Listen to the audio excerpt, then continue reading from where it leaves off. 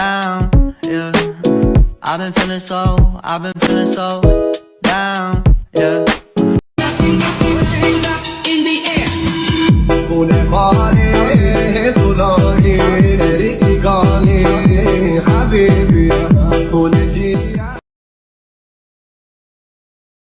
Can you tell me why? Can you tell me why? Assalamualaikum warahmatullahi wabarakatuh. Waalaikumsalam warahmatullahi wabarakatuh. Kami dari siswa dan siswi SMA Negeri 1 Batang kelas 11F mendapatkan tugas wawancara tentang budidaya ikan konsumsi. Sekarang kita berada di Desa Kebanyon, tepatnya di Pantai Secepit bersama Bapak Solehan. Solehan.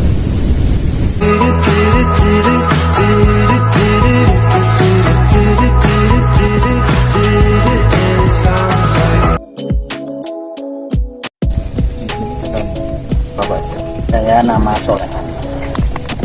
Budidaya ikan dan ikan. Bapak sekiranya bisa dilakukan. Apa latar belakang Bapak mendirikan usaha ini, Pak? Latar belakang saya anak petani. Bapak saya juga petani. Nah, ini saya menggelidah ini juga. Saya di samping juga latar belakangnya anak petani, saya juga ingin meningkatkan bahwa di sini ada suatu apa artinya budidaya. Saya ingin meningkatkan pendapatan atau hasil daripada budidaya. Makanya saya tertarik. Kenapa saya tertarik ini?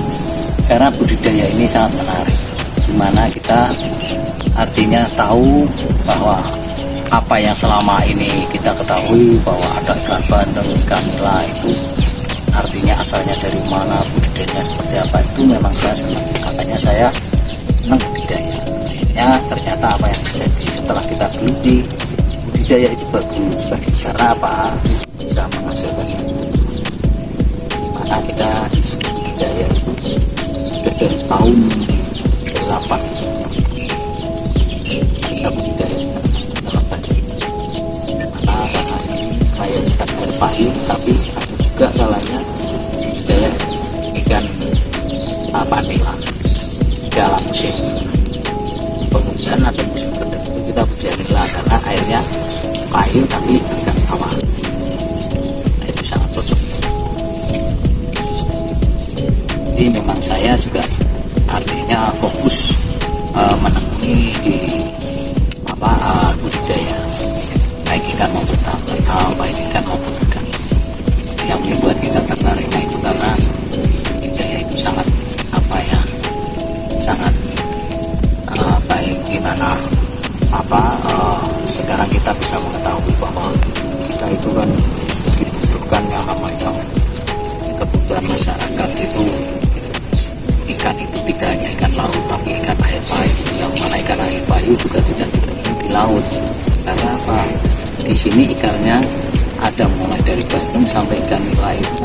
Kalau nila kan di air tawar kebiasaannya, makanya di sini kita kembangkan menjadi air payu. Ini sebagai salah satu solusi untuk memenuhi kebutuhan. Baik, pertanyaan yang kedua, bagaimana persiapan Bapak untuk budidaya ini? Kalau persiapan kita dimana menginginkan hasil yang maksimal, itu kita harus persiapannya yang maksimal juga. Itu tentunya dari awal. Kunci keberhasilan ditambah itu pertama persiapan. Satu, persiapan itu harus baik, lokasi harus steril. Yakinkan lokasi itu tidak bakal kena banjir atau kena rob. Kedua, yaitu air itu harus bersih, nah, tidak ada hama atau predator. Yang ketiga, bibit itu harus dijamin bibit yang baik, karena dengan persiapan yang baik, airnya yang baik, bibitnya yang baik, dan didukung dengan pakan yang baik, artinya kualitas baik. Inilah kunci keberhasilan. Kalau dari beberapa syarat itu sudah kita lakukan, maka tinggal operasional itu kita sudah mengelolanya itu sudah mudah, dan di situ itu kunci sukses. Jadi dalam arti kita mengelola itu harus pakai seperti itu. Kalau tidak, kenapa? Ya, apa yang terjadi? Ini harapan kita supaya budidaya itu hasilnya maksimal. Seperti itu. berapakah modal yang dikeluarkan Bapak untuk usaha budidaya ikan ini? Oh, kalau itu relatif ya. Kalau untuk saya itu dulu awalnya itu kita sewa ya. Sewa itu kalau sekarang itu kalau untuk ukuran sekarang minimalnya 1 peta itu berkisar sekarang 4 juta ya untuk penyewaan lahan itu. Tapi itu kapasitasnya kalau 4 juta itu setengah hektar. Jadi kalau misalkan nanti kita ditanyakan misalkan kalau panjenengan tanya modal itu relatif bisa besar dari kecil. Nah, saya awalnya sih sedikit paling berapa 10 itu berbeda, tapi kan tahunnya dulu 80 berapa. Tapi kalau sekarang kalau kita mau misalkan kok budidaya 1 petanya misalkan kok setengah hektar itu minimal kita harus punya gambaran untuk bibit berapa, untuk sewa lokasi berapa, untuk bibit berapa, untuk pakan berapa. Nah itu maka menjadi modal awal. Nah sekarang paling enggak panjenengan kalau mau garap setengah hektar minimal panjenengan harus punya uang minimalnya 10 juta. Itu pun 10 juta dalam kategori sewanya hanya 1 tahun. Itu tidak cukup. Itu 10 juta sekarang. Ya tadi kalau saya mainnya minimal 10 juta itu, tapi paling tidak 20 juta. Karena nanti misalkan untuk sewa lokasi 1 tahunnya sudah 4 juta, maka panjenengan nanti untuk beli bibit, beli pakan, operasional. Ini nanti paling tidak mencapai puluhan, 10 sampai 20 juta. Tinggal berapa banyak, artinya penebaran kita. Itu nanti tergantung dari penebaran. Pertanyaan berikutnya Pak, jenis ikan apa saja yang Bapak budidayakan? Nah, untuk saat sekarang kita budidayanya ikan bandeng. Ya, karena airnya terlalu artinya salinitasnya terlalu tinggi. Yang kuat hanyalah ikan bandeng saat sekarang. Ya, kalau ikan yang lainnya kayak nila itu kurang maksimal. Bagaimana cara pembudidayaan ikan bandeng ini Pak? Oh, pembudidaya ikan bandeng. Jadi pembudidaya ikan bandeng itu budidayanya tidak jauh berbeda dengan ikan lain. Ya. Yang pertama yaitu jadi untuk kita persiapan lokasi, artinya lokasi itu sudah yakin bebas banjir, tidak ada bocoran, tidak ada artinya halangan apa. Terus nanti airnya bagus, bersih, terus nanti juga bibitnya yang bagus dan kualitasnya makan yang bagus. Itu sama dengan budidaya ikan-ikan yang lain. Cuma bedanya hanya karena di sini untuk bandeng itu air payung. Tapi kalau ikan nila, bawel, ikan patin itu airnya tawar. Nah itu perbedaannya di situ. Kalau pengelolaannya hampir sama semuanya. Karena dari segi pemberian pakan pun persentasenya mungkin sama atau caranya yang sama.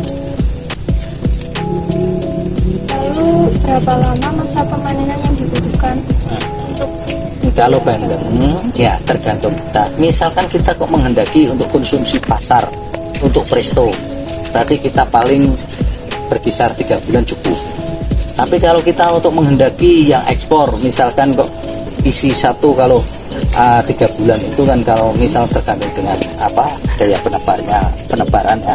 Kalau penebarannya padat juga nanti menjadi ses biasanya untuk kualitas. Untuk presto pada umumnya di pasar itu kan size 10 itu paling 3 bulan. Tapi kalau kita dikejar nanti untuk yang size-nya untuk presto yang lebih besar, itu konsumsi yang lebih besar yang mencapai size 2 atau 3 itu 4 bulan sampai 5 bulan itu Pak. Jenis kolam apa yang Bapak gunakan untuk membudidayakan ikan? Jadi untuk jenis kolam ini kita menggunakan tambak biasa, ya. Tambak jenisnya tanah, di mana tanah tersebut untuk antisipasi air pasang yang tak terduga atau adanya anomali cuaca yang saat sekarang, artinya air pasang itu tidak menentu, maka kita menggunakan tanggul itu kita kasih jalur. Jadi kita kolam itu menggunakan tanggulnya menggunakan tanah biasa, namun diberi artinya pengaman antisipasi adanya banjir, air drop maupun air bencana, artinya air alam, air jadi kita tetap menggunakan tradisional, menggunakan tanggul tanah. diberi waring ini seperti yang ada lihat seperti ini. Pertanyaan berikutnya, pakan apa yang Bapak gunakan untuk budidaya ikan ini? Untuk saat sekarang jenis pakan itu banyak sekali ya, tapi ada hiu, ada turbo. Nek saya saat sekarang memang pakainya ikan pakan turbo. Nah, karena pakan turbo kandungan vitaminnya itu lebih tinggi daripada ikan hiu. Memang harganya juga lebih tinggi, itu tergantung daripada kualitas pakan tersebut. Kan kita nggak punya Bapak pribadi. Iya. Saya lihat luas ini Bapak itu mempunyai berapa karyawan untuk memperkerjakan? Untuk tambak ini memang saya hanya mempekerjakan 2 orang. Nah, yang mana 2 orang itu mereka tugasnya adalah memberi pakan dan mengecek pakan. Nah itu ya. Karena apa? Kita tidak terlalu banyak karyawan. Karena tambak ini kalau sudah kita persiapkan beberapa, tinggal kita mengasih makan dan menjaga, merawat itu.